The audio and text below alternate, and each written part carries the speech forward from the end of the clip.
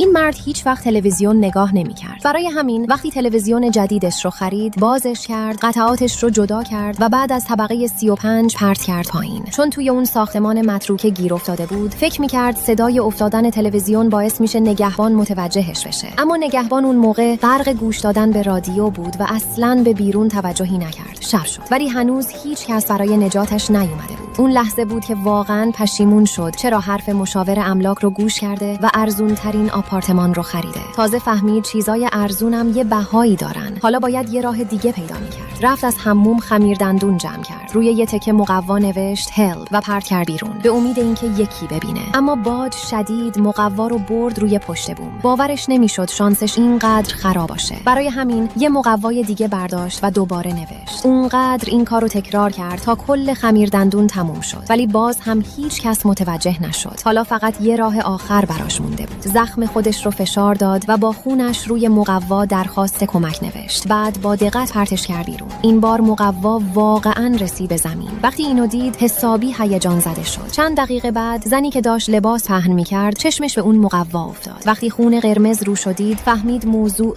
خیلی جدیه. رد پیام رو گرفت و خودش رو رسوند به ساختمون. اما نگهبان جلوشو گرفت. نگهبان گفت این ساختمون 2 ساله که خالیه و هیچ کس اونجا زندگی نمی‌کنه. زن دیگه کاری از دستش بر نمیومد. برای همین مقوا رو برداشت و رفت و اینطوری آخرین امید اون مرد هم نابود شد. از شدت عصبانیت شروع کرد محکم لگد زدن به نرده‌ها و بالاخره تونست یه راه باز کنه. بعد بدون هیچ تردیدی از ساختمون بیرون رفت. اما همین که ارتفاع چند صد متری رو دید قلبش فرو ریخت و پشیمون شد. با این حال دیگه جرأت برگشتن هم نداشت. سخت‌ترین قسمت رد شدن از دیوار بین 2 طبقه بود. تمام تلاشش رو کرد که ترسش رو کنترل کنه. دیوار کاملاً صاف بود و جایی برای گذاشتن پا وجود نداشت. فقط با قدرت دستهاش آروم آروم خودش رو پایین می‌کشید. بعد از حدود نیم ساعت به شکل معجزه آسایی خودش رو به طبقه 31 رسوند. همین باعث شد اعتماد به نفسش بیشتر بشه. دیگه آروم حرکت نمی‌کرد، بلکه 2 تا نرده رد می‌کرد. اما همین اعتماد به نفس زیادی نزدیک بود نابودش کنه. پاشو جلو گذاشت، ولی اونجا اصلاً نرده‌ای وجود نداشت. از ترس سریع پاشو عقب کشید و با تمام قدرت خودش رو بالا کشید. نفس میزد. قلبش وحشیانه می‌کوبید. وقتی کمی آروم شد تازه فهمید گیر افتاده. اگر برمیگشت احتمالاً زنده نمی‌موند. برای همین کمربندش رو در آورد و محکم به نرده بست. داشتن اون کمربند یه ذره بهش جرأت داد. کمربند رو محکم گرفت و آروم آروم خودش رو پایین سر داد. اون لحظه کل بدنش از طبقه 21 وسط هوا آویزون بود. بالاخره بعد از کلی تقلا پاهاش به نرده بعدی رسید. اما اون طبقه اصلاً بالکن نداشت. برای وارد شدن به اتاق مجبور شد از کنار نرده‌ها به بغل حرکت کنه.